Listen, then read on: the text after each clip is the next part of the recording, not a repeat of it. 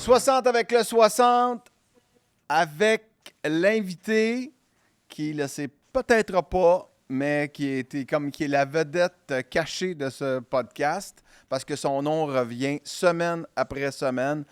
Roland Mélenchon est avec nous autres. Joe, je te laisse nous présenter ton ami, Mon mentor. ton mentor, Mon coach, mentor. ami. Vas-y.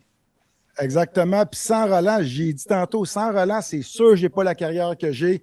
Il n'a pas toujours été facile avec moi, mais Rolly, the goalie, thanks for coming. Merci beaucoup, Rolly. Oui, ça fait plaisir, José. On a eu ben de fun dans l'avion pour venir ici. Puis voilà, on est une des meilleures places au monde tout de suite ici, dans le coin de Fort Lauderdale. Ça, c'est bien. Je vais te demander de mettre ton micro assez près de ta bouche, s'il te plaît, Roland. Les gens vont nous écrire en disant on n'entend pas Roland. C'est-tu mieux, là? Oui, et toute l'Acadie est pendue à tes lèvres. Oui, c'est sûr que là, vous allez avoir du fun. José est allé te chercher avec son avion, puis il t'amène à la maison, puis vous jouez au golf aujourd'hui. C'est cool, ça. Après toutes ces années-là, de garder ce lien-là, c'est le fun. Ben c'est le fun, oui. Puis comme je dis, on ne se voit pas assez souvent, même s'il est juste l'autre bord, lui, il est sur la côte ouest de la Floride. On ne se voit pas assez souvent, mais quand on se voit, on se compte toutes nos vieilles histoires. C'est tout le temps comme même histoire. On parle de gardien, puis on analyse le jeu de la même façon en 2026. On voit les choses de la même façon. Puis en plus, il y a beaucoup de monde, on connaît la carrière de Rolly comme coach, mais comme joueur. Mais c'est rare que tu vois un joueur avec un gardien, joueur, whatever, avec deux carrières exceptionnelles. Là, c'est comme, tu parles d'un gars qui a gagné des coupes cette année. Après, il coach à Montréal, il coach pendant 7 ans, il coach un autre 20-25 ans. Puis, tu sais, tant qu'à moi, il aurait pu continuer de coacher quand il veut. Mais là, Rolly, je suis tellement content.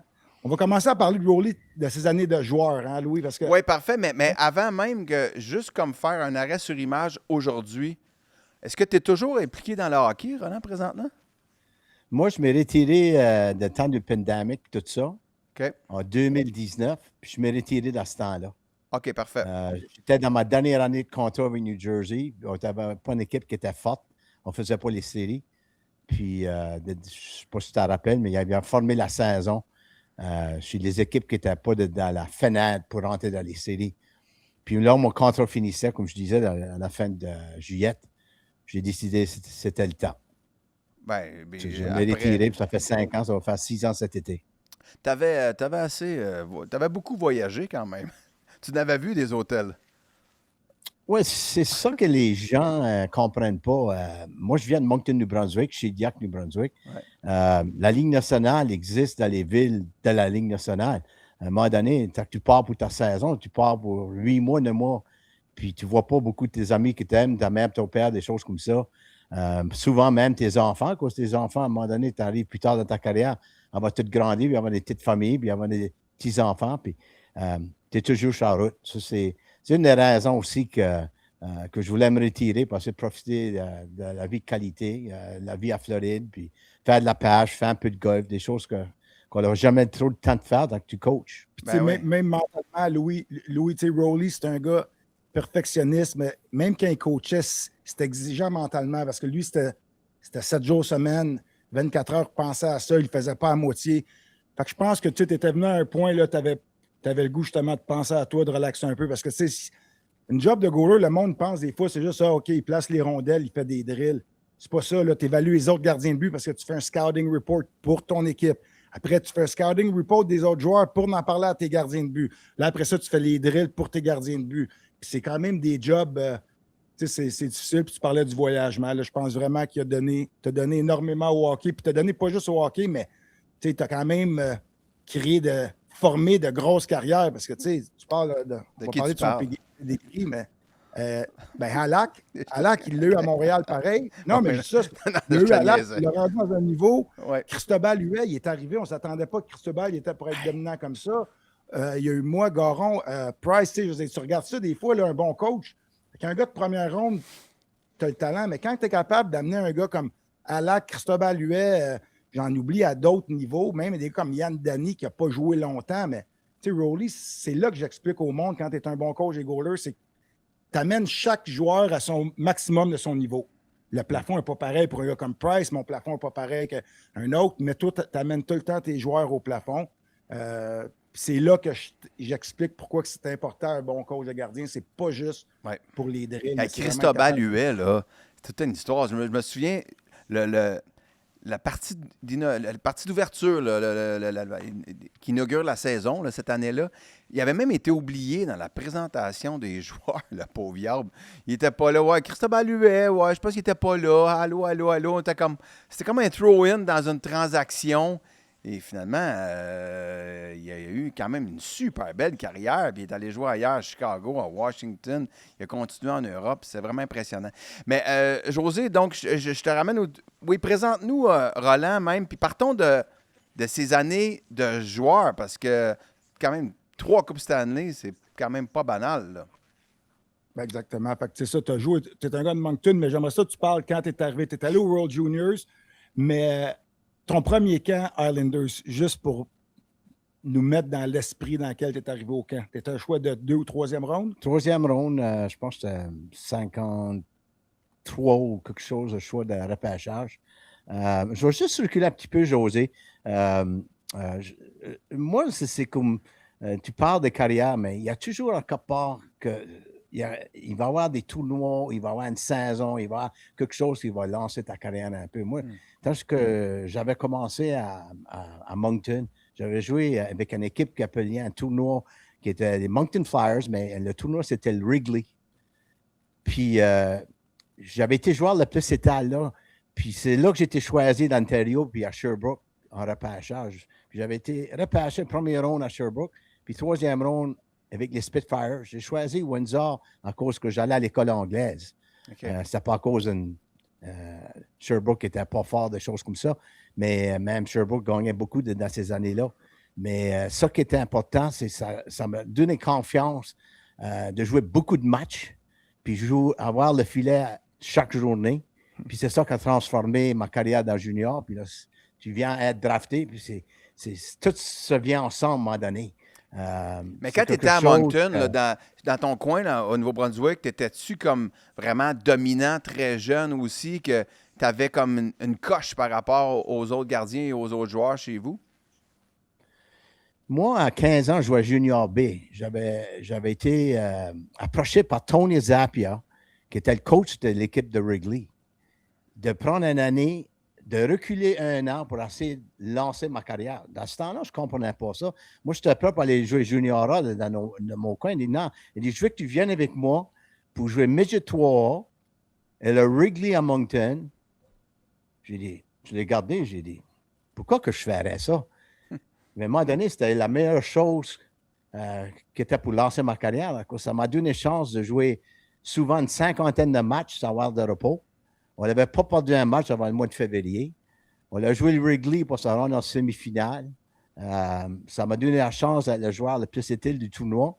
Puis, à un moment donné, il faut que tu sois connu, jeune comme ça, que tu ne peux pas juste gagner des matchs, mais jouer sous la pression de certaines situations qui vont se présenter. Comme on dit souvent, y a-tu choqué qu'il n'y a pas choqué? Mais moi, ça que j'aimais le plus tant que j'étais gardien de but, c'était gagner. Moi, c'était pas une affaire, oh oui, les gens disent, t'as le talent, c'est ça. Moi, c'était pas l'affaire de regarder ce que t'as le talent. Je ne voyais pas mon talent, je voyais ce que étaient les victoires. J'adorais de gagner. Puis c'est ça qui me poussait pour essayer de chaque match. Je gardais l'autre gardien, l'autre bout de la glace. Je dis, il n'y a pas de manière qu'il va gagner ce soir. Puis c'est le même. J'aimais ça de me motiver à chaque soirée. C'est ça que les Islanders ont vu. Oui, parce que tu parles aussi, tu t'es développé pendant tes années juniors à Moncton, mais juste pour le répéter, tu voulais jouer à chaque match, puis tu jouais des 50, 60 matchs. Autrement dit, des back-to-back, on aimait ça dans jouer, moi, puis Rolly. Puis je pense qu'on est les deux au même point, qu'on a de la misère à comprendre, puis je vais te laisser élaborer. Peut-être, Rolly, tu as une mentalité, peut-être tu es un grand savant sage, mais Chris, pourquoi que les gardiens de but de la Ligue nationale ne veulent plus jouer des 60, 65 matchs, puis ils ne veulent plus jouer les back-to-back? Moi, je ne le comprends pas parce que moi, pour avoir le meilleur de moi-même, tu te souviens quand tu me coachais, il fallait que je les joue tous les matchs, puis je voulais les jouer. Peux-tu m'expliquer pourquoi la Ligue nationale, tout d'un coup, est-ce que tu as compris premièrement? On va juste reculer un petit peu pour répondre à la question à José. C'est tant que tu gardes la junior, là, tu en joues souvent les 3 en 3 soirs. Puis la Ligue américaine est pareille. Puis il faut que tu voyages à l'autobus avec ça. Aujourd'hui, on est rendu dans la Ligue nationale. Souvent, je sais qu'on joue 82 matchs. On ne peut pas mettre le numéro 1 tout le temps à jouer peut-être 70 matchs par année. Mais peut-être l'excuse des Olympiques, c'est une autre chose. Mais tant que tu gardes une saison régulière, la saison de la Ligue nationale régulière, comment de gardiens qui vont back-to-back, puis ils ne veulent pas mettre le gardien numéro 1 pour ces back-to-back-là. Puis souvent, tu te sens mieux la deuxième soirée que la première soirée que tu as gaulé. C'est quelque chose, j'ai de la difficulté à comprendre tant que tu es un bon jeune. Un jeune, lui, il faut qu'il développe sa confiance. Puis tant qu'il perd un match, il faut qu'il s'en vienne à la patinoire le lendemain pour croire qu'il va avoir son filet de nouveau. Là. Il ne s'assit pas sur le banc pour une semaine pour penser que hey, j'ai eu un mauvais match, puis là, mon backup va jouer peut-être, si qu'il gagne ce soir-là, il va en avoir un autre avant de se rendre dans le filet. Là, tu commences à penser plus longtemps pour le match que tu as perdu. Moi, j'ai toujours dit, il faut que tu développes le mental comme le physique, puis c'est important d'avoir le filet. C'est important quand tu arrives à la patinoire que le filet m'appartient. Je ne le donne pas. Puis, c'est la job du coach, du coach-chef. C'est la job du coach de gardien, d'avoir une bonne communication avec son coach. Tant qu'il est fatigué, là, tu te donnes une soirée ou deux, mais il ne va pas aller 2 matchs, 3 matchs assis sur le banc. Ça vient d'où, cette affaire-là? Parce que tu as arrêté en 2019-2020, donc ça fait pas longtemps. Tu l'as vu, cette transition-là, arriver, là, parce que c'est à Montréal, là, c'était nos années Carey Price, on va dire. Là. Ça vient d'où? C'est quoi? Ils justifient ça par quoi? Les joueurs sont plus performants? Parce que la technique est plus dure sur leur corps? Ça vient d'où? Et où l'explication à ça? Mais là, Louis, je t'arrête juste parce que tu parles des années Carey Price, puis on sait, c'est comme si le monde a pris pour acquis que partout à travers la Ligue, vu que Price souvent ne gaulait pas les 2-en-2, malgré qu'il y a eu des saisons qu'il a joué beaucoup de matchs, qu'il a été blessé. Mais quand Rowley il est allé avec ses gardiens de but, il était à Vancouver, après c'était avec Luongo, puis ça c'était après qu'il quitte Montréal. Ouais. Puis c'était des 60-65 matchs. Puis souvent, le gardien de but que Rowley, le numéro 1 qui était avec Rowley, tu joues beaucoup de matchs. Puis tu regardes, Price, il a joué quand même beaucoup de matchs quand tu étais là. C'est plus par la fin, quand ça a commencé, qu'il y avait mal qu'il ne jouait pas les 2 matchs en 2 soirs. Mais je ne sais pas, mais la transition, toi, tu l'as-tu vu en tant que coach, Rowley, avec tes années versus quand tu es arrivé avec Alain Vigneault versus vers la fin, où est-ce que les coachs disaient « Écoute, Rowley, là, c'est fini là, des 60 matchs, c'est plus ça qu'on veut, ça te prend les 2 gardiens de but » ou tu n'as pas vraiment vu un chiffre à quelque part dans ta carrière? Ça dépend. Souvent, si tu es numéro 1 dans les trentaines, commence à avoir 34, 33, 34, 35. Si tu as une équipe qui a un bon potentiel, on va dire, peut-être on va utiliser une équipe comme Tampa comme un exemple. Vasilevskiy est 31 dans sa région, 30-31 ans.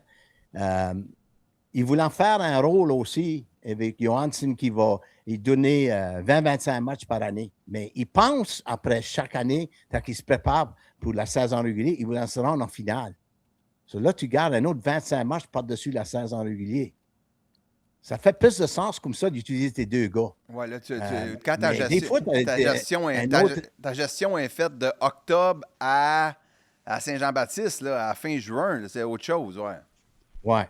Puis tant que j'avais arrivé à Vancouver avec Luongo, puis j'avais Corey Schneider, puis Corey Schneider, c'était un jeune. Luongo jouait 65, 70 matchs par année. Mais j'ai demandé à Roberto, j'ai dit, Louis, veux-tu te rendre en finale une année ou veux-tu juste être un gardien de la ligne de la saison régulière? J'ai dit, si tu veux jouer jusqu'à la fin, au commencement de juin, j'ai dit, il faut enlever une vingtaine de matchs dans ton. On leur avait donné ça, 20-25 matchs à Corey Schneider. On s'en rend en finale, on s'en rend au 7e match. On n'a pas gagné, mais on a eu une chance de gagner. Puis, à un moment donné, Louis traversait dans les 31-32, il comprenait ça. Mais le plan, il était toujours numéro 1. Il y avait des soirées que ça n'allait pas bien. Puis c'était peut-être celui-là qui s'était Schneider le lendemain. Non, tu n'as pas eu un bon match, tu es dans le filet de nouveau. Ah oui, hein? Ça, c'est des choses. J'ai toujours traité mes gars qui étaient numéro 1 comme un numéro 1. Louis, ça c'est Roberto Luongo, c'est ça? Oui. OK, oui. Je sais pas. Pour préciser aux gens qui écoutent aussi. OK, parfait. Non, mais j'essaie de comprendre les nicknames, là. C'est ça. Je sais-tu. OK, Louis, oui, c'est Luongo. Bobby Lou aussi, tu peux l'appeler Bobby. Bobby Lou, ça je savais. Louis, je savais pas. OK, mais... Mais là, tu nous as mis Vas-y, José. tu nous as mis la planche là, pour ton. Tu t'es fait drafter par Islanders. Mais là, il arrive à Islanders, Louis, tu sais, il arrive quand? Il arrive pendant Ah oui. le prime, Mike Bossy, Billy Smith, Denis Potvin. Tu arrives dans une équipe de gagnants, mais je veux juste savoir, parce que Billy Smith, c'est un de mes idoles, jeune. J'aimerais ça que tu me comptes la première fois que tu rencontres Billy Smith. Est-ce qu'il t'a amené prendre une bière? T'as-tu amené jouer au golf? C'était quoi ta relation avec Billy au début, à ton premier camp? Comique, je vais le dire vraiment comme ça, vraiment comique. À cause Billy, c'était pas vraiment un gars que je dirais que c'était un bon gardien de but de sous-pression, mais c'était pas vraiment un gars qui était tout aimé dans la chambre. C'était pas un gars qui aimait pratiquer. Il n'aimait pas être pratiqué du tout. Lui, si tu avais 3 gardiens, il était content. À cause de lui, pas pratiqué. J'ai jamais vu un gars. Moi, j'arrivais de junior, j'adorais être dans les pratiques puis avoir plus sur la glace, plus de temps sur la glace possible. J'aimais ça. Mais c'était vraiment un gars. Je l'aimais bien, mais vraiment différent. Il sortait avec des discours des fois, il fallait que tu te gardes à 2 fois. C'est quoi qu'il a dit là? Tu ne comprenais pas des certaines choses qu'il essayait de s'exprimer, mais tu le mettais dans le filet à un 7e match, puis sous pression, c'était parfait pour notre équipe. Il avait l'expérience. Il avait 10 ans plus vieux que moi dans ce temps-là. C'était du fun de jouer ce rôle-là avec lui. Fait que t'avais-tu la misère à le suivre dans le gym parce qu'il allait dans le gym pas mal. Puis l'été, il s'entraînait au camp avant le camp, il arrivait en shape. Oui, il arrivait en shape, comme 20 livres par-dessus sa moyenne. Mais dans ce temps-là, tu prenais les camps d'entraînement pour te mettre en forme. C'est pas comme aujourd'hui où les gars avec de la nutrition, puis les gars personnellement dans le gym, il y avait toute une équipe en arrière d'eux. Dans ce temps-là, on se rendait dans le mois de juin chaque année, on gagnait des Coupes Stanley, mais Billy Smith n'était pas le premier dans le gym. Mais il ne voyait jamais sortir. Mais c'est ça qui est fascinant quand même. Parce que les gars n'aimaient pas trop s'entraîner. Ils prenaient le camp d'entraînement pour se mettre en shape, mais vous jouiez quand même tard parce que vous gagniez des coupes. Puis là, je devine qu'il y avait 2-3 parties qui suivaient ça. Fait que c'était pas un temps pour s'entraîner trop. Mais quand même, l'année d'après, vous étiez capable de gagner. Ça prouve qu'il y avait un talent particulier, là, extraordinaire. Là. Il y avait des gars de talent incroyables. Oui, c'est ça qui était comique dans ce temps-là. Moi, j'avais 27 ans, j'avais fait 2-3 équipes dans la Ligue nationale avec pas de coach de goaler. Pas de coach de goaler. C'était incroyable. On avait notre propre style. On avait du talent. On devait avoir du talent. Je ne sais pas d'aujourd'hui comment est-ce qu'on s'est adapté de ce qui se passe avec les nouvelles technologies puis les nouvelles manières de système. Mais c'est ça que je manque le plus dans ces années-là. Billy, lui, il y avait un moment donné, il voulait engager Eddie Giacomin comme un coach de goaler. Il dit, si tu engages Eddie Giacomin, j'abandonne. J'abandonne. Ouais. Ça, c'était Billy Smith. Ça, c'est une belle manière Mais c'était pas un gars qui travaillait, mais tant que ça venait des gros matchs dans les séries, il faisait sa job.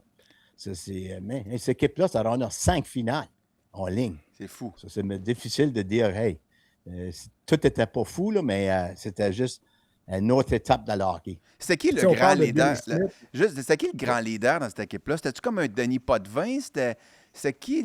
Clark Gillies? C'était qui était comme le leader? Oui, il continue avec les noms. Tonelli, les Nystrom, les Tonelli.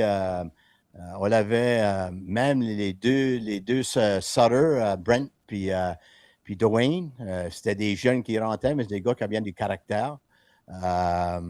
Votre coach aussi n'était pas mauvais? Al Arbor avait coaché 800 matchs dans la Ligue. Puis Al avait joué aussi comme 1000 matchs dans le hockey tant qu'il était joueur. Il y avait beaucoup d'expérience, mais un gars que j'aimais donner un petit peu de crédit aussi, c'était Chico Resch. Chico Resch, c'était un des premiers gars à mon premier camp. Puis il savait, j'étais au camp, mon premier camp, pour avoir sa job. Puis il sortait avant les pratiques pour travailler avec moi. J'ai des techniques. On n'avait pas de coach de goaler, là. Puis j'étais dans mon premier camp. Puis il savait, dans 3-4 mois, j'allais prendre sa job. Mais il disait, Rolly, il fallait travailler sur certaines choses. Tu ne vas pas avoir de succès dans la Ligue si tu ne changes pas ça. C'était vraiment un gars qui était première classe. Chico, lui, c'était vraiment, vraiment une bonne personne. Même après, même en tant que je le côtoyais comme analyste, tout le temps classique, il vient voir tout le monde. C'est vrai, ça, Chico, c'est un bon gars. Puis je regarde en plus tes stats, quand même, c'est intéressant parce qu'autant le monde parle de Billy Smith, oui, on connaît Billy Smith, Mais tu sais, c'est pas comme si tu gaulais 15, 20, 25 games. Là, tu gaulais des 35, 40, 44 games, pareil avec Islanders. Fait que c'était pas un système à 2 gardiens de but, mais c'était vraiment comme 1A, 1B à quelque part aussi. Là. Ouais. Ouais, dans ce temps-là, Billy, comme j'ai dit, il n'aimait pas de pratiquer. Puis lui, il voulait juste vraiment gauler dans les séries. Puis ma job était d'enlever moitié des matchs. Je jouais 35 à 45 matchs, 44 matchs, comme tu disais. Il y a même une année que j'ai gagné deuxième équipe d'étoiles. C'était à cause de Billy qui ne voulait pas gauler. Moi, ça me donnait plus de matchs, puis je gaulais bien. C'est sûr, c'est comique. Mais tant que ça arrivait à les séries, c'était pas la même chose. Mais tant la saison régulière, c'est que j'enlevais 35-40 matchs chez son assiette, il était bien content. Lui, non, je ne vais pas perdre mon temps dans la saison régulière. Il jouait juste assez pour se tenir sharp un petit peu. C'était-tu une équipe qui blendait quand même? Parce qu'il y avait tellement des grosses personnalités dans cette équipe-là. C'était-tu comme une gang de gars qui étaient prêts ou tout le monde faisait un peu sa petite affaire, mais ils venaient ensemble quand c'était le moment, au bon moment? Oui, une chose avec Al Arbor, on était juste 2 coachs dans ce temps-là. Pas de coach de goaler. Il y avait Lorne Henning et Al Arbor. Al Arbor faisait 99% du travail. Mais il y a une affaire que Al faisait bien. Lui, il donnait les rôles de ce qui était tes responsabilités chez ton équipe au commencement de la saison. Il disait, Rolly, toi, tu vas jouer 35 à 45 matchs cette année. Si Billy se blesse ou quelque chose, il dit, c'est toi qui vas rouler les matchs. Tu vas nous rentrer en première série. Si que Billy ne joue pas bien en première série, tu vas peut-être avoir une game ou 2, mais c'est le même, ça va jouer cette année. Si tu veux 50 matchs, ça n'arrive pas. Mais il dit, je vais te donner 35 à 45, quasiment garanti à toutes les années. Puis, à un moment donné, il faisait ça avec tous les joueurs. Il y avait 6 défenses, il donnait les rôles de minutes qu'elle a joué, des avantages numériques, désavantages numériques. Bassi, lui, on savait qu'elle allait nous donner 50 buts chaque année. Puis Trottier était un des meilleurs centres dans le hockey. Puis on avait des gars comme Nystrom et Gillis qui étaient tough. C'est que quand ils faisaient des foleries, ils faisaient mettre à leur place. Il y avait des gars comme Gordy Lane. John Tonelli. On avait des gars, Bob Bourne. On avait des gars qui étaient clutch quand ça venait le temps dans les séries. Ouais. Je me rappelle, il y avait ma deuxième année. On partait, je pense, contre Pittsburgh. On était allé à 3-1 avec 3 minutes à aller dans le match. C'était le meilleur dans 5. On leur sorti le match pour le gagner en overtime. C'est des choses comme ça. Les gars trouvaient toujours une façon avec ce groupe-là d'avoir leur rôle, mais avoir leur rôle tant que c'était le temps de gagner aussi. Donc, Al Arbor avait vraiment beaucoup d'impact sur le fonctionnement de l'équipe, le leadership de l'équipe. C'était clair pour tout le monde ce qu'il y avait à faire. C'était pas un gars qui il criait pas, mais puis c'était pas un gars qui parlait à tous les matchs, là. Non. Mais à un moment donné, là, ça faisait 400 matchs, puis on ne jouait pas bien. Il rentre dans les périodes, là, il dit OK, là, je n'ai rendu pas mal au bout de ma corde, là. Allez, si vous allez continuer à jouer de même, là, il dit, il va y avoir des gros changements. Oui, les gros changements, ce n'était pas des changements d'échange, c'était des changements entre les trios. Mais souvent, il aimait garder tous ces gars dans les rôles, puis il roulait ses 4 lignes, puis Butch Goring, puis ces gars-là, ça tuait des punitions. Mais avec Billy Curl, puis c'était du fun à regarder à cause la communication n'était pas souvent, mais était très claire. José, avant que tu continues avec tes questions, j'aimerais que tu nous parles de Mike Bossy aussi, parce que tu l'as bien connu comme coéquipier. C'était comment? Ben, tu sais, Mike Bossy, c'est une légende, c'est une machine à compter des buts. Puis vous l'avez vu un peu comme physiquement décliné. Hein? Ça devait être difficile de voir un gars comme lui juste pu être capable d'accomplir ce qu'il avait été capable d'accomplir année après année parce que son corps le lâchait. Parle-nous un peu j'aimerais t'entendre parler un peu justement de Mike Bossy puis comment l'impact que ça avait sur l'équipe de savoir que ce gars-là pouvait compter soir après soir. Mais avant de parler de ça, vers la fin, qu'il y avait des problèmes de dos, qu'est-ce qu'il faisait? Tu pratiquais contre, c'est le fun de pratiquer contre des stars. Explique-moi Mike Bossy, là, si tu me le décris en tant que entre moi et toi en tant que gardien de but, c'était quoi qui faisait si bien? C'était quoi Mike Bossy pendant les matchs, pendant les pratiques? C'était quoi sa plus grosse strength? On la connaît, mais toi, tu le voyais de ton point de vue, tu le voyais. Oui, on l'a connu à cause d'un gars qui scorait des buts, mais il y avait certaines choses que Michel, il me disait toujours, quand je descends chez un gardien, là, ça ne fait pas de différence l'angle que je suis le gardien. Il dit, je ne manquerai jamais le filet. Je ne manquerai jamais le filet. Je vais me donner une chance de scorer. Il dit, si je ne suis pas sûr, je vais toujours faire fort, entre les jambières. Puis je suis sûr que je dirais de tous les buts qu'il a compté dans sa carrière, je dirais qu'il y a 20% qui a probablement compté entre les jambières du gardien de but. Puis dans ce temps-là, les styles de gardiens, c'est pas comme aujourd'hui. C'était pas tout le monde qui était style de papillon, mais un naturel. Un naturel, un gars qui avait trottier, qui, notre avantage numérique, ça épeurait le monde. C'est sûr. C'était dans ce temps-là, là. Puis on mettait Clark Gillies dans le du filet, là. Un gars de 6 pieds 4, 225 livres. Tu ne bougeais pas ça de là. Puis là, on va juste parler un petit peu de notre capitaine, pas de vent à la pointe. C'était une machine. C'était une machine qui comptait des buts. Puis dans ce temps-là, là, tu regardais les vidéos. Entre les lignes bleues, là, il n'y avait pas de trappe là, comme que tu vois aujourd'hui. J'étais à une game de Tampa l'autre soir. Tampa contre Columbus. Ouais. Il n'y a rien qui se passe entre les lignes bleues. Ça dump. Puis il faut check une fois de temps en temps. Puis il y en a 5 attendent les lignes bleues. Ah, c'est dans dump les and chase. 80, Hein? Rappelle-toi là, que c'était des 3 contre 1, des 3 contre 2, des choses comme ça. Tu allais voir un match, c'était complètement différent. Mais c'est ça que la différence dans le hockey. Mais c'est niaiseux, mais c'est tellement quelque chose. Des fois, la base, hein, donne-toi une chance de compter. Garde la rondelle sur le but. C'est sûr que pour un amateur, des fois, moi, je comprends là, qu'il me manque des nuances, mais quand je vois des gars qui essayent tout le temps, puis là, ils manquent le but, puis là, la rim, puis elle sort de la zone, tu fais comme... Ça me donne l'impression d'un golfeur qui manque, un golfeur professionnel qui manque le verre sur un par 3, là.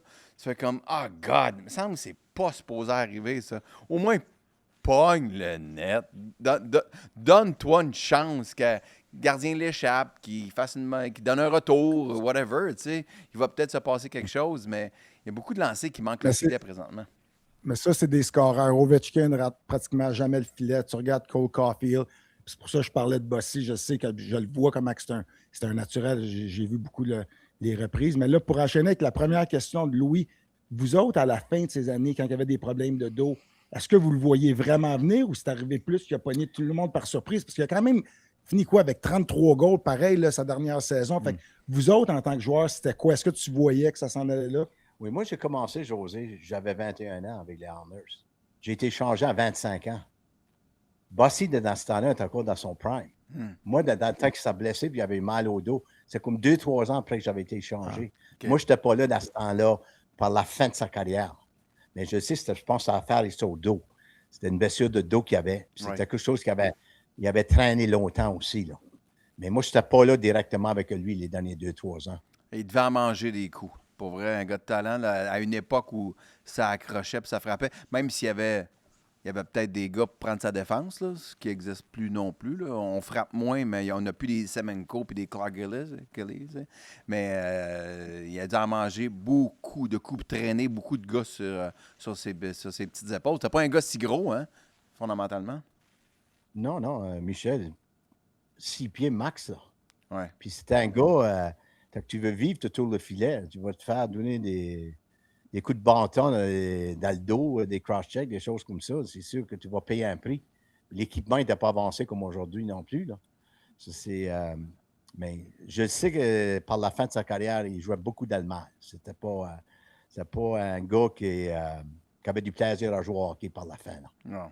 Puis ça, c'est juste à parler à des gars comme pas de vin, puis Denis Potvin. C'était tout le temps des gars qui étaient au courant dans l'été, que tu jasais avec des amis, des choses comme ça. Tu avais des nouvelles de Michel, mais non, c'était pas fun pour Michel les derniers 2-3 ans. Ensuite, tu as quitté les Islanders. Tu avais demandé un échange parce que tu n'avais pas le filet assez souvent, ou c'est juste qu'il y avait 2 bons gardiens, fait que tu étais une bonne monnaie d'échange? Torrey, qui était notre gérant, voulait avoir un premier choix pour Kelly Rudy ou moi. Puis Kelly Rudy, sa 3e année, était avec nous. On avait 3 gardiens. Si jamais quelqu'un va avoir 3 gardiens, c'est l'enfer, 3 gardiens. C'était même l'enfer dans les 80, 3 gardiens. Mais Minnesota a donné un premier choix pour moi, pour répondre à ta question. OK. Lou Nanny est à Minnesota, mais il m'a porté là avec Gilles Meloche puis Don Beaupré. Je suis encore avec 3 gardiens. Ben oui, un autre ménage à 3. Et moi, il y a une affaire, j'aimais le momentum. Moi. J'aimais le momentum comme gardien. J'aimais de jouer 65 matchs. J'adorais ça. Mais tant que tu m'enlèves puis tu me donnes 30 matchs, 35 matchs, mentalement, je n'étais pas le même gardien. Puis, mais j'ai fait 3 gardiens avec Islanders pour 2 ans, puis avec Minnesota. Puis j'ai été changé à Los Angeles pour 1 an plus tard. Encore les 3 gardiens. Mais ça m'a pris quasiment 2 ans après ça pour me mettre en place. Je n'avais pas la même confiance. Moi, c'est pour ça que j'ai commencé à coacher. J'ai dit, je vais traiter mon numéro 1 comme un numéro 1.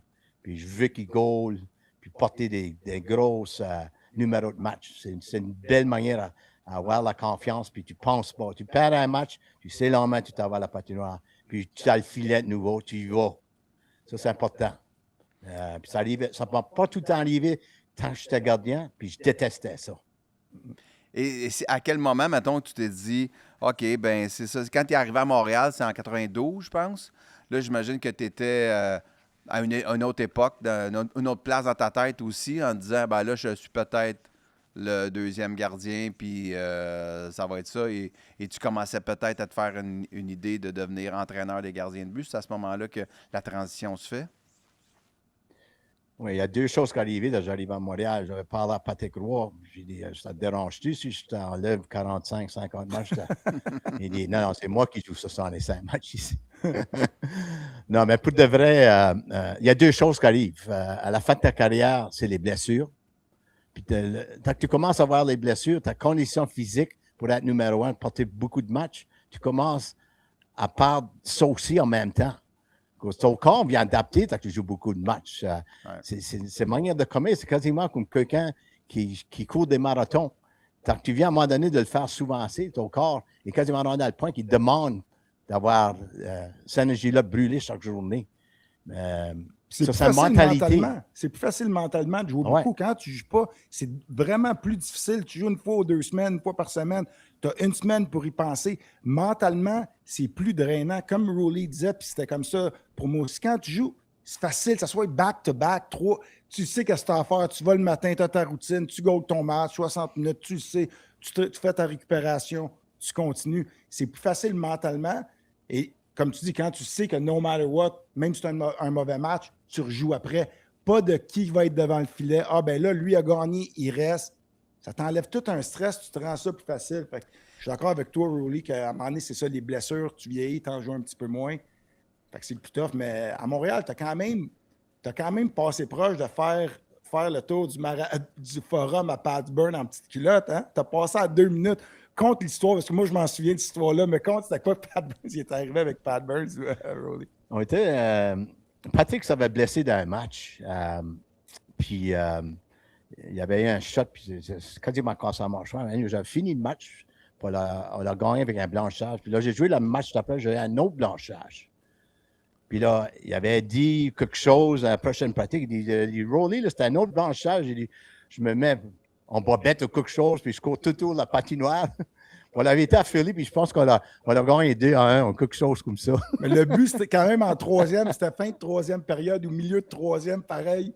C'est fait marquer. Comment tu as aimé? On parlait de Billy Smith, jouer avec Patrick. Il était jeune, il était dans son prime. C'était quoi ta relation avec Patrick? Parce qu'on sait, Patrick, c'est un gars, il veut jouer, puis il peut être quand même hard dans un bon sens, mais c'est quand même... Il est intense. C'est un gars intense. Très intense. Toi, ta relation avec, c'était? Moi, très bon, José. Très bon pour la raison que mon rôle changeait. J'étais prêt dans ce temps-là aussi. Si Pat Burns voulait 25 matchs de moi, j'étais correct avec ça. J'avais eu une blessure, malheureusement, dans cette année-là. J'avais la blessure quand j'arrivais avec Kirk Muller de New Jersey. Mais pour répondre à la question, pour Patrick, c'est... j'ai jamais vu un gars travailler comme ça.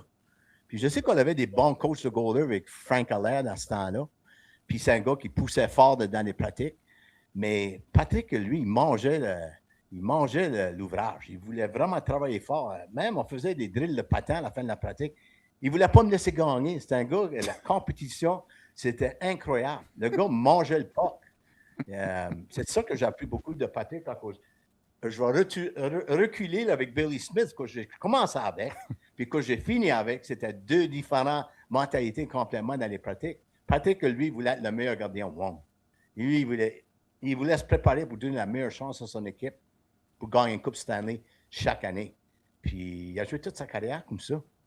C'est impressionnant. Un gars qui peut jouer quasiment à 1000 games ou qui a dépassé 1000 games dans la Ligue nationale comme gardien de but, c'est vraiment quelque chose de spécial. Mais c'est tout son make-up, lui, avec Patrick. Il n'y avait pas une journée qu'il arrivait à la patinoire pas prêt à travailler. Ben, c'est un passionné. Il est comme ça aussi comme coach. Hein. Tu es allé coacher pour les Remparts, tu fais le boss encore. Moi, souvent, je me disais, vraiment, Pat, tu veux refaire le boss.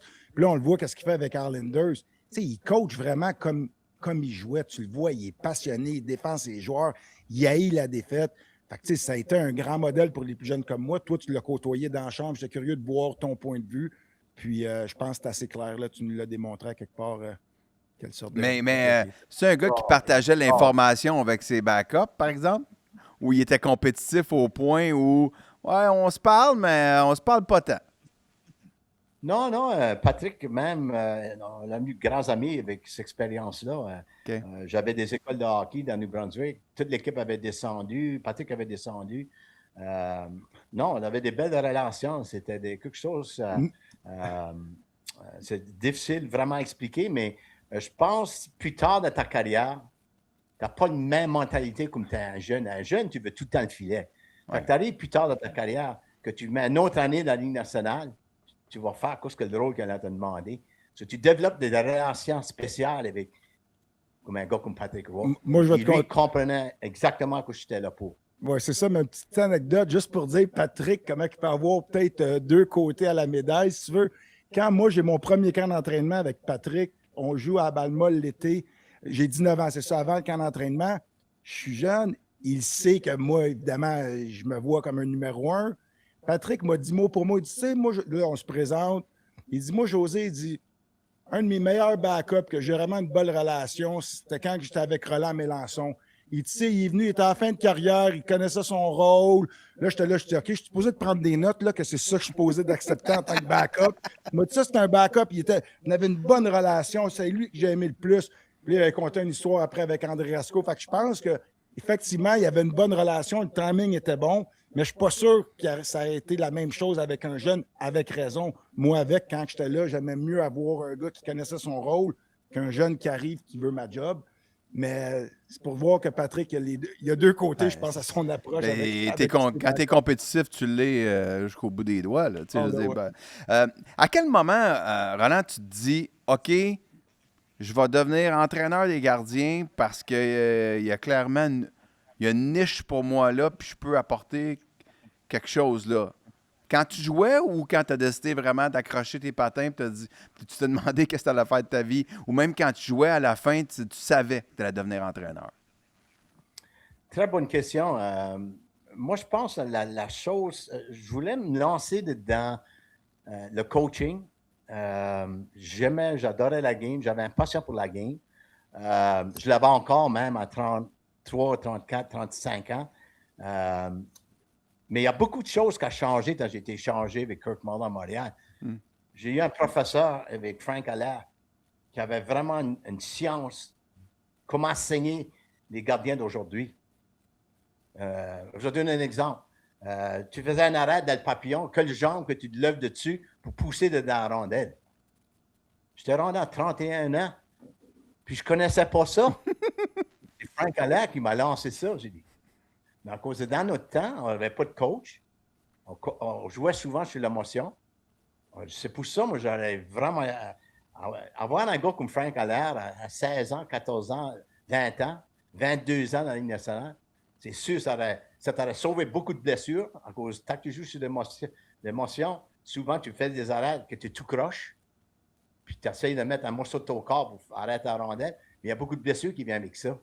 So, moi, avoir Frank Allaire à Montréal avec Patrick, c'était un timing parfait pour lancer ma carrière de coach. Là, je pouvais mettre ça en science, comment enseigner, puis corriger avec des vidéos qui faisaient du sens d'un match à l'autre. Puis, tu sais, c'était comme un cheat card un peu. C'était comme un cheat code quand tu joues à un jeu parce que la technique que Rowley a appris de François, les gardiens québécois, on l'a tellement appris avant tout le monde, avant le reste du monde, parce que ça venait de François Allaire.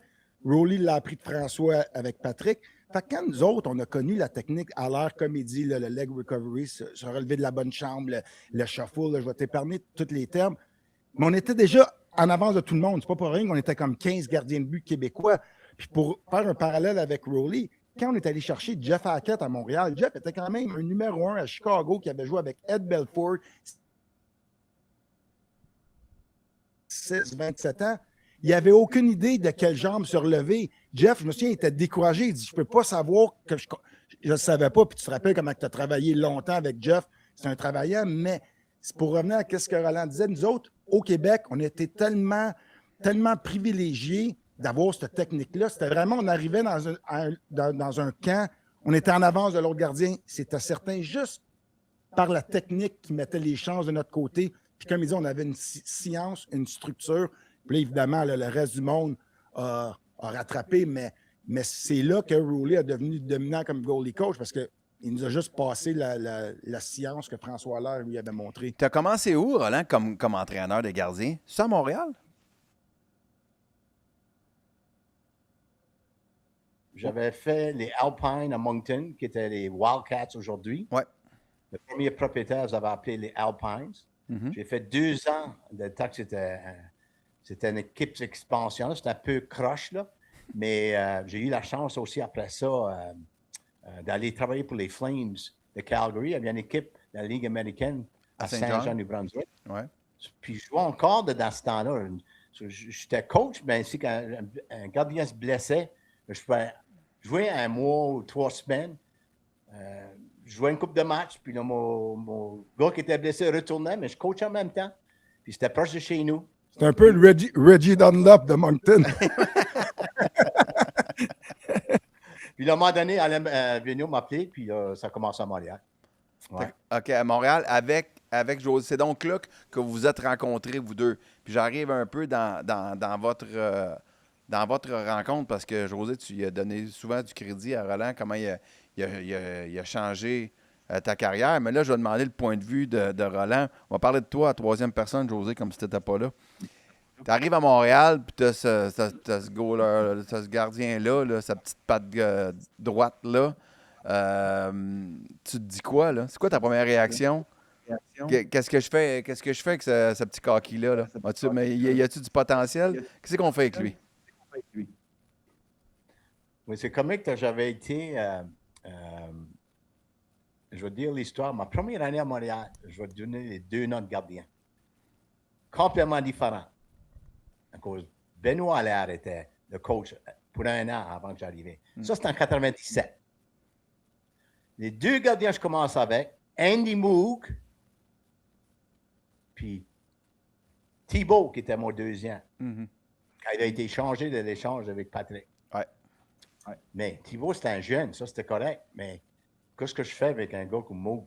Il veut rien savoir. Ça, c'est un gars d'expérience. Je ne vais pas dire, écoutez, lever la bonne jambe. Mais il n'était pas techniquement... C'est un gars qui jouait bien dans le filet pareil, mais je lui donnais sa place. Mais avec Thibault, là, tu avais un projet de dire, écoute, qu'est-ce qu'on fait pour le préparer pour être numéro 1? Mm-hmm. Puis, j'avais été chanceux de ce côté-là la première année que Thibault avait déjà eu Benoît Allaire. Benoît Allaire connaissait toutes ces techniques-là. C'est le frère à Frank. Ça m'a bien préparé pour la première année, mais après ça, ça commençait à, comme on dit, rock and roll. C'est des années après ça que j'ai osé, puis toutes ces années-là, ça commence à se mettre ensemble. Toi, José, quand Roland arrive, tu n'as pas eu vraiment... Tu as eu des entraîneurs de gardiens de but, quoi, un peu à Fredericton ou junior, un peu. Tu n'avais pas eu ce type d'entraîneur-là, j'imagine, ce type de suivi-là.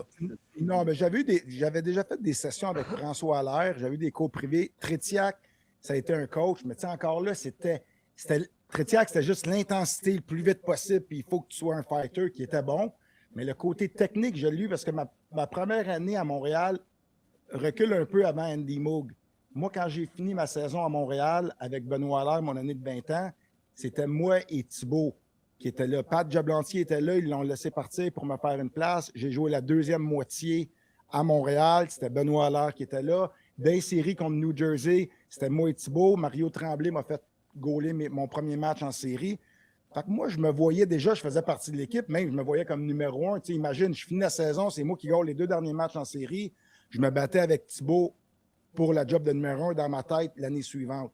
L'été, c'est là que Régent Hall a signé Andy Moog, l'été. Fait que là, moi, je dis, what the fuck? Je dis, ça veut dire quoi? Je vais être là à Fredericton. Puis c'est là que Rowley est arrivé l'année que c'était Moog et Thibault, puis moi, j'étais à Fredericton. Fait que dans le fond, mon entraîneur, c'était quand même Rowley parce qu'il venait passer du temps à Fredericton. Puis quand la saison était finie, j'étais un Black Ace, puis j'étais avec Rowley. Puis là, ça a été la dernière. J'ai encore fini que j'ai gaulé en série parce que Thibault il avait de la misère. Puis quand j'étais back-up avec Moog s'est fait enlever, j'avais fini les séries. Puis c'est là que Andy a pris sa retraite et que l'année suivante, c'était moi et Thibault avec Rowley comme coach. Puis là, c'est là que moi, j'avais juste une chose en tête, c'est que faut que je prenne sa place, faut que je voulais être numéro 1. Puis là, on a échangé Thibault pour Hackett. Puis Hackett est arrivé. Mais moi, ça a été là vraiment, si tu veux, là, le point tournant de ma carrière. C'est justement, oui, Benoît Allaire a été extrêmement bon pour moi. J'ai pris un petit peu d'expérience. Mais quand on a décidé d'échanger Thibault pour me garder une place avec Hackett, même si j'étais numéro 2 avec Hackett, là, c'est là que Rowley vraiment, là, comme, qui me poussait vraiment. Puis, tu sais, comme j'avais pas vraiment de porte de sortie. C'était 1 heure avant les pratiques. On faisait nos drills, des vidéos. Puis ça, j'avais comme 22, 23 ans. Fait qu'il il m'a formé pour quand j'étais pour être prêt, qui était l'année de 24 ans. Puis là, c'est là que j'ai vraiment j'ai pris le ballon, j'ai couru avec. Mais avec Rowley, c'était cette chose. Même, on n'avait pas de break comme on parlait. Là. C'était les drills avant, les drills après, les sessions vidéo. Tu sais, il était vraiment dur avec moi, mais dur, c'est ça que je voulais. Fait que c'était comme une complicité que. Tu sais, il me remettait à ma place. Là, des fois, j'avais le joueur de la semaine, on faisait nos sessions vidéo. Il dit non, là, je veux que ton pourcentage monte plus haut, puis ci, puis ça. Je dis OK, Rowley, let's do it. Fait que c'était ça, on avait une bonne relation, mais il m'a vraiment poussé, puis il m'a formé, puis c'est comme ça que ça a commencé notre relation avec. Mais c'était quoi l'évaluation que tu en faisais? Je ne sais pas si tu te souviens, là, mais quand José y arrive, c'est quoi l'évaluation que tu en faisais du projet Théodore, deuxième ronde, choix de deuxième ronde? Quand que José est arrivé, la plus grosse chose que tu peux avoir comme gardien pour commencer, c'est le caractère. Il avait déjà le caractère. Il aimait de gagner. Il adorait les responsabilités que l'équipe lui donnait. Ça, c'est la première chose que tu cherches d'un gardien. Es-tu fort mentalement assez pour être un numéro 1? Le restant technique, tu vas le trouver. À un moment donné, tu vas mettre les reps que ça prend, puis tu vas casser les mauvaises habitudes. Puis à un moment donné, il va s'améliorer. Puis vu qu'il s'est prêt, il sera numéro 1. Puis tant que la porte ouvre, puis tu as la chance de mettre le pied dans la porte, puis là, tu sais que tu es prêt, mais tu ne vas pas donner ta job à personne. Puis c'est ça que... Ça a duré 7 ans comme ça avec José. C'était facile, parce qu'il y avait le caractère. Je n'étais pas inquiet, qu'il n'était pas fort assez mentalement, même ce qui était pourri pour une match que ça n'allait pas bien. Puis des fois, j'étais avec Michel Therrien ou Alain Vigneault. Tu n'aimerais pas te savoir les discussions qu'on avait en allée des portes formées, mais de nouveau, je l'ai traité José. Tant qu'il était prêt, d'être numéro 1, il allait être traité comme un numéro 1. Il avait le filet. Puis, tu sais, il parle là, les meetings qu'il y avait avec Terrien, puis Vigneault, juste pour t'expliquer, en gros, c'était des fuck you match, là, parce que Rowley voulait prouver son point, puis tu sais, il défendait son numéro 1. Puis c'est encore là, quand on se parlait la semaine passée, c'est quoi un bon coach? C'est pas juste un bon coach de gardien, c'est être capable d'aller dire à ton head coach, non, t'as pas raison, ça devrait être lui qui gagne la soirée, puis fais-moi confiance. Puis là, les coachs, souvent, Mike Terrien était capable de dire, toi puis ton Chris de goaler, tu connais Mike, c'est ses mots. Mais ça te prend quelqu'un qui te représente puis qui va vraiment vouloir ton bien. Puis moi, je savais que Rowley, c'était tout le temps ça. Ceci étant dit, ça l'arrivait que Rowley, des fois, il venait me voir, il dit, là, si José, I need a big one, je suis allé au bat pour toi, ce soir, sors-moi une grosse. Mais c'est ça que je voulais, c'était comme j'étais fier. Il me mettait de la pression, mais il est allé au bat. Puis ça, c'est des choses que le monde ne voit pas, mais ça l'arrive. D'un coup, tu t'engueules entre coachs, mais après, tu tournes la page, puis tout le monde veut gagner pareil. Si je te demandais, sa plus grande force, donc un peu comme Patrick aussi, c'est sa combativité. Puis le fait qu'il voulait gagner et arrêter chaque puck. C'était quoi les aspects que tu disais, OK, ça, il faut qu'on travaille ça si on veut l'amener à être un numéro 1, si on veut l'amener à être dominant dans la Ligue nationale? C'était quoi, mettons, sa faiblesse, si je pouvais dire? Si je peux dire. Pour José? Oui, pour José. Il n'y avait pas de faiblesse. Mais on avait même sorti des petits trucs à un moment donné. C'est ça, je sais.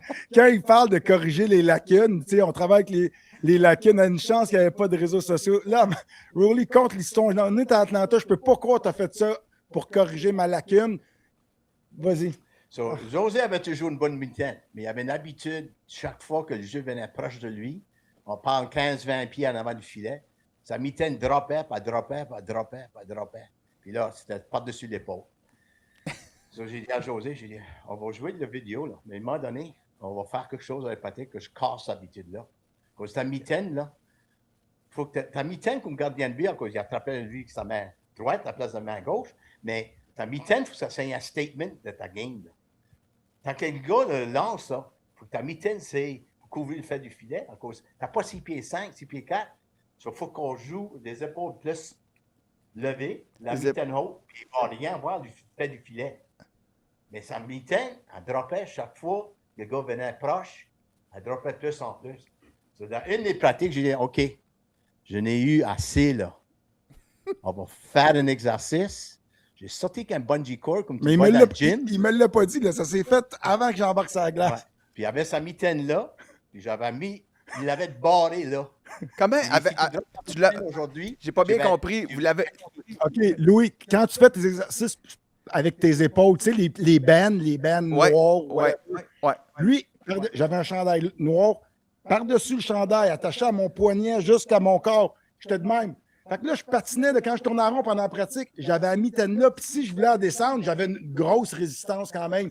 Et là, les gars me niaisaient. Moi, je voulais pas que les médias voient ça. Je pratiquais avec un esti de rubber noir. J'étais de même tout. Je prenais une bouteille d'eau avec l'autre main. J'avais encore la mitaine dans les airs. Puis quand je droppais, c'était un poids.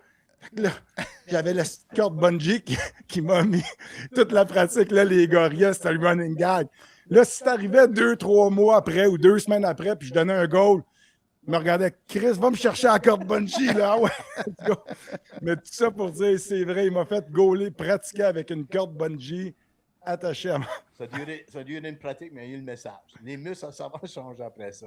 Mais José, les deux choses qu'on travaillait beaucoup, c'était ça, la mitaine haute, que tu regardes beaucoup de photos, que je garde la mitaine haute. Puis effectivement, j'avais tendance à, en position, des fois, c'est pas pareil quand tu te penches, le corps penché, tu bloques rien. C'était vraiment le dos droit, la mitaine haute.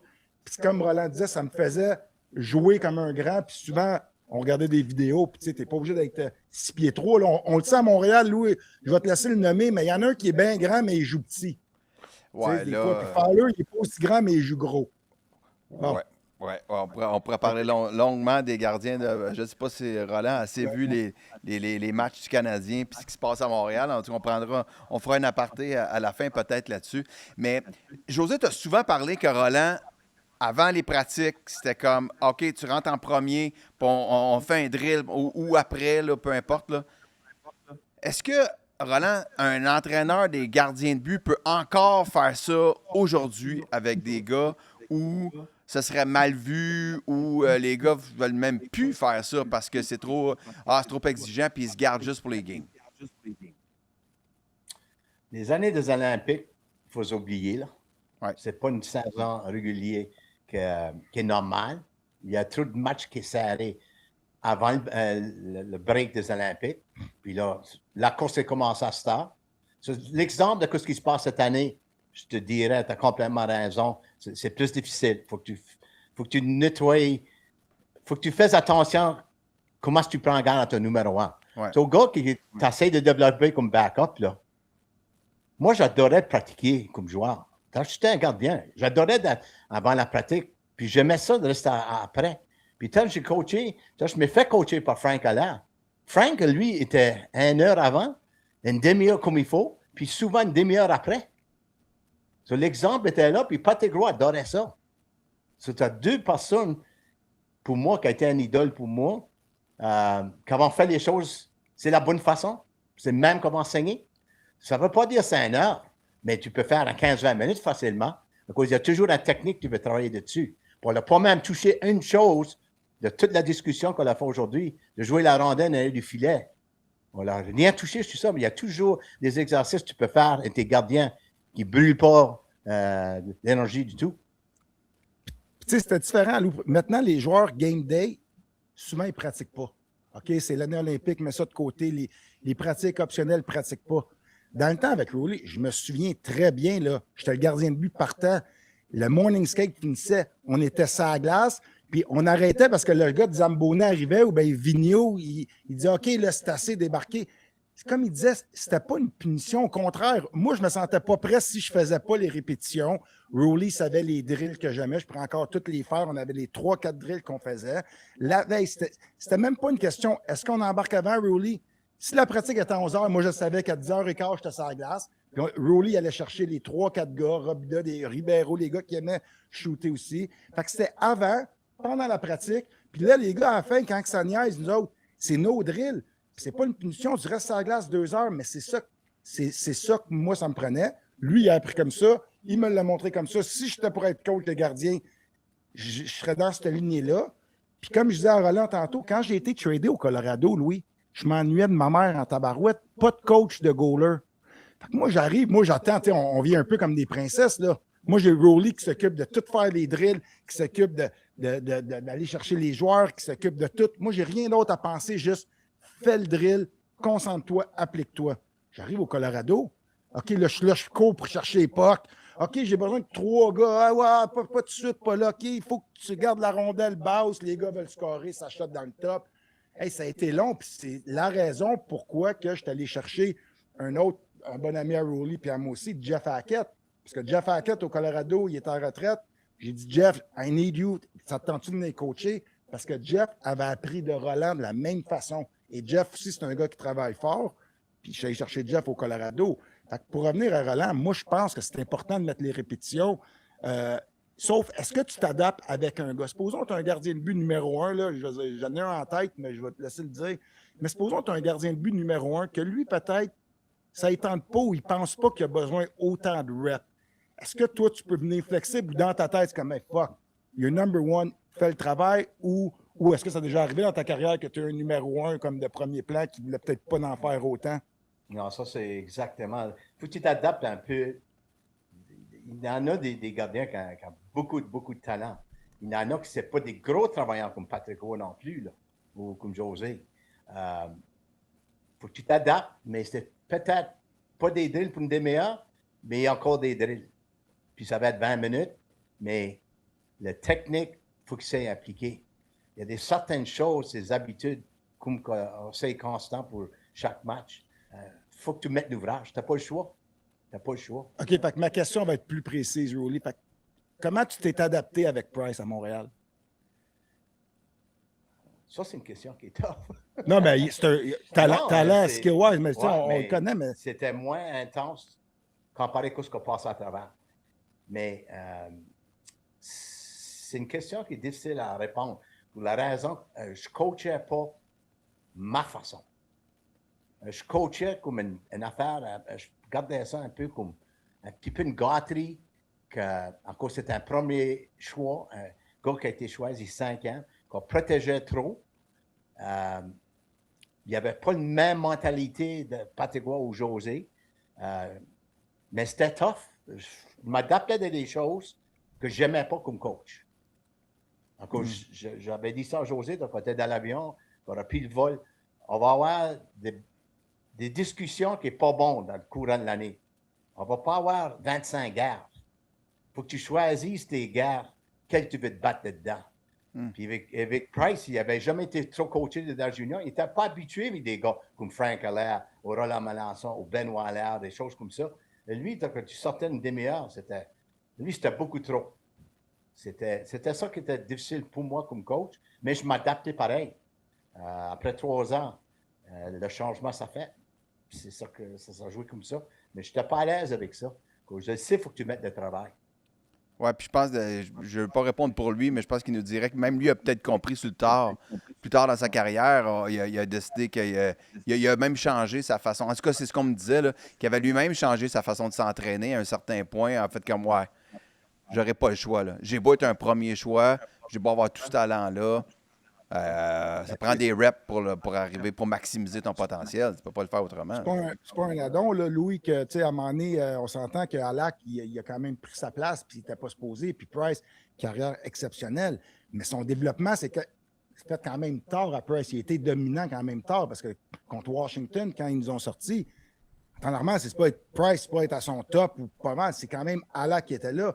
Puis à l'inverse, Price, je l'ai entendu dans une entrevue, il a compris aussi avec Halak, il voyait Halak à l'extrême, c'est un gars qui travaille extrêmement fort puis qui en a fait des répétitions.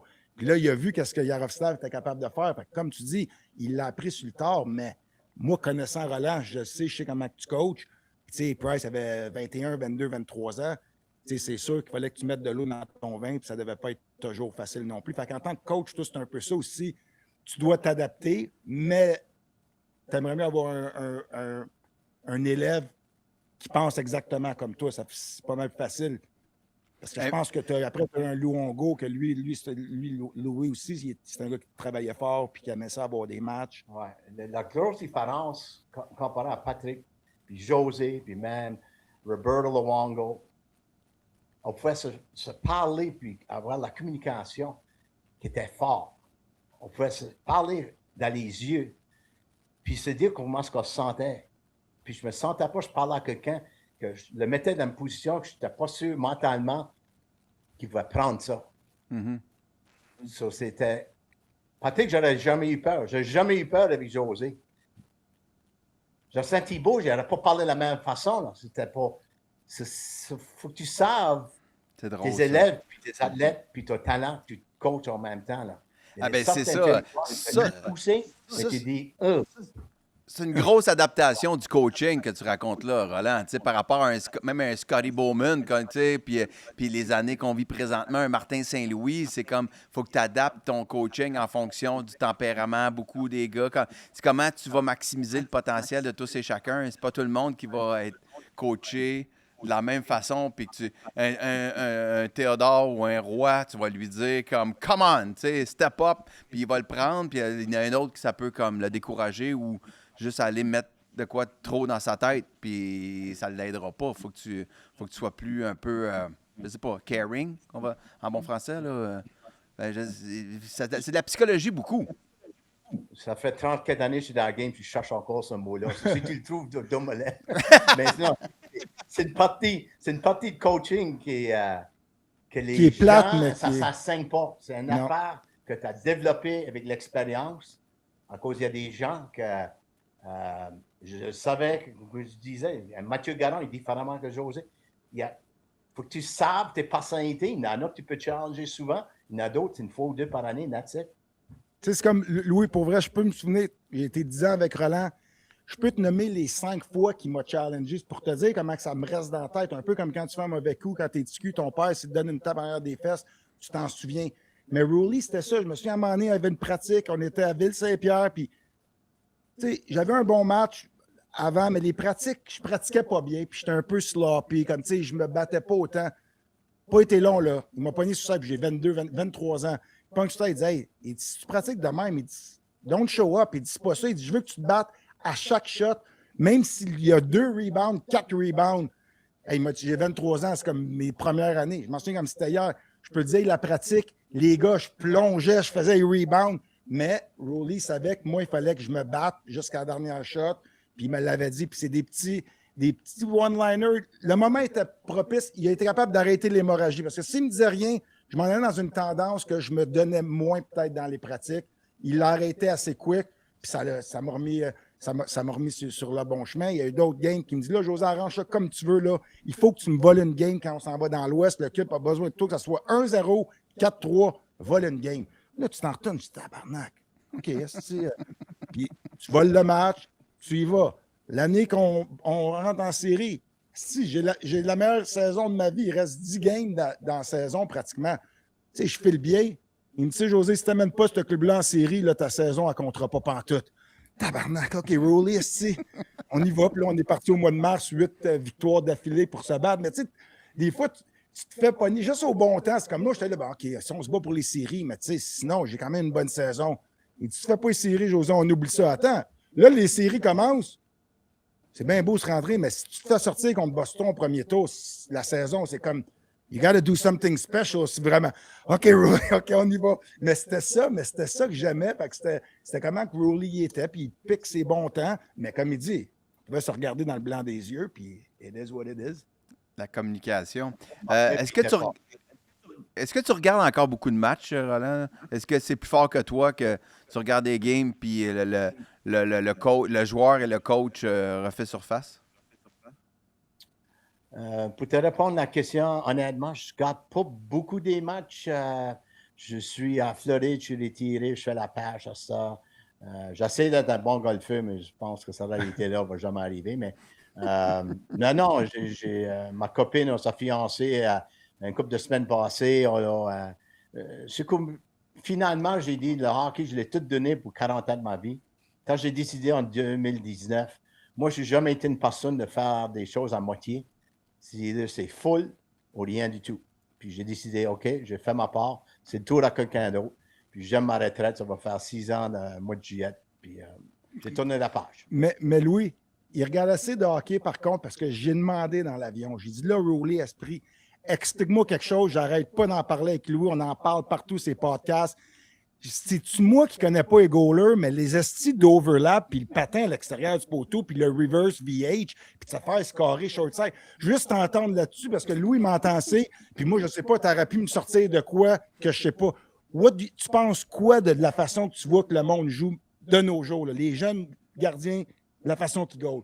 Donne-moi ton explication, coach. Il y a une chose qui se passe aujourd'hui, ça a toujours existé avec les gardiens de but. Il faut que tu lises le jeu. À un moment donné, il y a 2 contre 1. Il y a des fois, tu peux sortir plus loin, mais il y a d'autres fois, tu vas lire le jeu, c'est un gars qui va lancer à gauche ou à droite. Mais une affaire qui est importante, il faut que tu lises le jeu. Puis aujourd'hui, combien de fois que tu gardes le gardien dans le filet, la rondelle est dans le coin, il y a 2 gars qui après se battent avec la rondelle. La rondelle ne sort pas du coin. Il est déjà à terre, collé contre le poteau, dans le reverse HV qu'on l'appelle. Puis il n'y a rien qui se passe. Le gars est rouvert, tu fais des sacs puis ça, là. Mais il est déjà à terre, il n'y a pas de poussement plus qu'il faut. Mais pourquoi tu es à terre? Je ne comprends pas ça. Comme, si tu vas dans le gym, là, à chaque fois que tu fais un lunge ou n'importe quoi, ça brille l'énergie. So, tu es là pour jouer 82 matchs, puis tu veux te mettre à terre tout le temps, à cause que quelqu'un a trouvé une meilleure façon quelque part. À un moment donné, oui, tu vas l'utiliser, ton reverse HV, mais il n'y a pas de jeu au filet, là, puis tu es déjà à terre. C'est comme, sur la glace. Je n'en viens pas comment est-ce que ça s'enligne aujourd'hui, que les gardiens, c'est quasiment comme une béquille. Ils ne lisent plus les jeux comme avant. Ils se font mettre top net, short side, les gars sortent du coin, ils sont déjà à terre. Pouf! Puis ils se font battre short side parce qu'ils Ouais, l'overlap, ils ne peuvent pas se déplacer. Ils sont 6 pieds 8, puis il y a plus de buts short side que dans notre temps. Ouais. Dans mon temps. C'est ça que. Puis j'aime les deux manières. On appelle ça le reverse HV puis le HV. Vasilevski en Tampa, il utilise les deux dans le bon moment. Mm-hmm. Puis lui, en 6 pieds 4 ou 5. Puis, mais je n'en vois pas. Je regardais tout ce qui s'est passé aux Olympiques, même les World Juniors, même les filles. Tout le monde est dans le reverse à ça. Tout le monde. Puis il y a des gardiens qui, les filles, des choses comme ça, qui n'ont pas des bagarres de 6 pieds. Là. C'est des bons gardiens. Des bons gardiens, mais peut-être 5 pieds 6, 5 pieds 7, 5 pieds 4. Ils sont vraiment bons, mais ils sont toujours sur la glace. À un moment donné, il faut que tu lises les jeux. Là. Puis la meilleure que tu vas lire les jeux, plus que ton potentiel va sortir. Mais c'est comme ça, c'est une punition si tu fais un arrêt sur tes pieds. Oui, bien, on dirait que... C'est comme une punition. C'est comme... Mais n'en viens pas. Dirais-tu que parce qu'ils sont beaucoup plus grands aussi, là, tu sais, comme des Dobesh, nécessairement, pour ne pas le nommer, là, maintenant, ils finissent par se fier un peu sur « Ah, ben, je vais mon coverage dans le bas, là, je vais mettre mes jambes, puis Je me suis tellement sorti du trouble souvent par ma grandeur que, OK, ben c'est la façon, je vais dire, facile d'y aller, tu sais. Juste en se fiant, ce que tu pouvais pas faire avec un petit gardien comme José, qui était listé à 5 pieds 11, mais il était plus à 5 pieds 10. Mais grand ou pas grand, Louis Debèche, c'est pas compliqué, gauler. On en parlait avec Rowley, c'est pas compliqué. Il y a un déplacement. Si tu peux te déplacer de gauche, droite, être debout, rester debout avec le tir, c'est même plus facile de réagir. Fait qu'on part avec ça. Fait que ça, c'est juste lire le jeu, les pousser les déplacements. Oui, tu as beau être grand, mais ça revient au même. Si tu te déplaces de gauche-droite, tu es en arrière du jeu parce que justement, tu es à genoux, puis tu arrives là 2 secondes plus tard qu'un petit gardien de but, tu te compliques la vie. Je trouve juste que les joueurs, maintenant, les goalers, tu sais, le fameux push and set, tu vois là avant, maintenant, ils sont à terre, ça se déplace à terre, tu es en mouvement. Fait que tu peux répondre ou à la question, mais je pense pas que le physique, au contraire, si tu as le physique, tu es capable d'avoir la force des jambes puis des bonnes poussées. Non, mais ben je là, dis tu pas viens que. de- Là, mais José, je dis pas qu'ils font bien de faire ça. On dirait ils trichent. Leur grandeur en bas âge, on dirait que ça les a amenés à tricher un petit peu, puis à peut-être développer une technique un peu moins agressive. Mais là, je parle comme un gars qui connaît pas ça du tout, fait que je vais laisser le coach répondre. C'est moyen de comique à cause. Jamais d'avoir un meeting avec 10, 12 gardiens, les coachs de gardiens de la Ligue nationale aujourd'hui. Puis de voir, à cause pour moi, il y a 3-4 choses qui se passent. Oui, c'est un bon technique, mais un bon technique, si tu l'utilises dans le moment où c'est pas bon, c'est pas un bon technique. C'est que le gars sort du coin, tu es déjà à terre, puis commence à aller dans le milieu de la glace, puis tu restes là, tu es déjà à terre. Tu dis, je ne veux pas me faire pour entre les deux. Mais non, tu ne veux pas te faire pour entre les deux, mais tu as dû commencer à être debout. C'est ça qu'on parle. C'est comme ça a été complètement oublié que les gardiens ne sont pas loués de rester debout. C'est comme la minute que le filet, la rondelle est toujours le filet, en bas des sacs, tout le monde est sur la glace. Puis l'autre chose que j'aime pas, ça brûle beaucoup plus d'énergie. Tu joues 64 matchs comme numéro 1, tu es tout le temps sur la glace. Il y a des périodes dans la game que tu peux, en place de te garocher, puis être dans le papillon, puis tu peux être debout, tu vas te sauver beaucoup d'énergie comme ça. Oui, puis économiser tes hanches et tes genoux aussi. Ouais, Est-ce que tu as eu la chance, pardon, de voir jouer Jacob Fowler? Oui, 3-4 fois. Et puis, analyse, s'il vous plaît. Non, c'est un gars qui donne beaucoup de talent. Beaucoup de talent. Il faut qu'il s'améliore à l'extérieur du filet, à jouer la rondelle. Je pense que c'est plus des choses de confiance. Je ne veux pas être critique avec Montréal, mais des gardiens, on parle de Montréal, les Canadiens. Les jeunes gardiens, là, tu ne peux pas donner des chances de manquer dans le milieu du filet. Si c'est dans le milieu de la glace, des bons lancers, ce qu'on appelle les grade A, tu en donnes 7, 8, 10 par match. Si tu es un bon gardien avec beaucoup d'expérience, tu vas donner des buts pareils. Ouais. Mais pour Fowler, c'est un talent. C'est juste, j'aimerais bien mieux qu'il soit dans les mineurs, jouer 100 games dans les mineurs, puis donner chance à être numéro 1, avec qu'il monte à Montréal, là, tu es numéro 1. Là, je pense, si on s'enligne pour ça, je pense que Mais là, il n'a a pas eu ses 100 games à Laval, mais je pense qu'il s'enligne pour être notre gardien numéro 1. Mais en tout cas, du moins, quand il est arrivé, au moment où on enregistre, là, on vient de vivre son premier match depuis son retour, je le voyais dans le but, je faisais comme, OK, bon. Tu sais, tu parles, José, tu parles souvent des déplacements plus crisp. Il y a quelque chose de tac, tac, tac, tac. Je fais comme, OK, il y a une structure. Plus que comme essayer de suivre puis de glisser, tu sais, ça glisse moins. Moi, il me donne de l'espoir, ce gardien-là.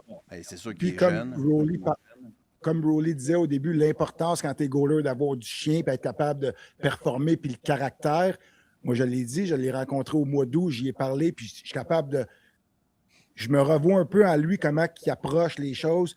Puis tu vois qu'il y a du chien. On s'est texté avant son premier match, son dernier match contre Ottawa. Texté, il me rappelle. C'est un gars que je pense vraiment qui est fait pour être numéro 1 à Montréal. Il y a qu'est-ce que ça prend pour dealer avec la pression, avoir des up and down, mais il a joué à Boston College, qui est comme un peu les Canadiens de la NCAA. C'est pas, hey, on l'a rappelé contre Ottawa, justement. Je sais que c'était peut-être le match qui vient de se faire, mais on l'a rappelé. Il avait joué un match à Laval. Il avait été blessé avant. Un match à Laval. Pas de morning skate. Tu prends le jeune, tu lui dis OK, va-t'en à Ottawa, puis on se bat pour les séries. On laisse mon tambour dans les estrades, puis ah ouais, let's go. Puis il va là, qu'est-ce qu'il fait? Il gagne le match 3-2, dont des arrêts à fin de match. Au lieu de donner le late goal comme on a fait dernièrement, il a trouvé une façon. Il goal déjà, je trouve, comme un vétéran, malgré qu'il va avoir des up and down. Puis, il va avoir ça va lui prendre une expérience. Mais moi, j'aime ce que je vois de Jacob Fowler. Ouais. Merci beaucoup, Roland. C'était vraiment un plaisir, un honneur de t'avoir avec nous. Et je vous souhaite une belle journée, les gars. À vous remémorer de bons souvenirs. Au plaisir. Là, on va aller dire les vraies histoires sur le terrain de golf. Oui, tu nous en ramèneras une ou deux. Mais oui, vas-y, José. Il m'intimide tellement en tant que coach. Quand j'atterris mon landing, première chose, puis coach, j'ai-tu bien fait? Je veux tellement tout le temps. J'ai dit, il va me trouver de quoi refaire. Il va dire, José, on retourne encore en faire 3-4. Pas content avec ton landing. Non, il était smooth aujourd'hui, j'ai donné un compliment. Bon. J'ai une étape dans ma tête. T'es prêt un compliment quand ça passe. Hey, merci, Roland. Merci pour ton temps. Puis je vous souhaite une belle journée, les gars. À bientôt. Yes, sir. Merci, Ça fait Louis. plaisir. Bye bye.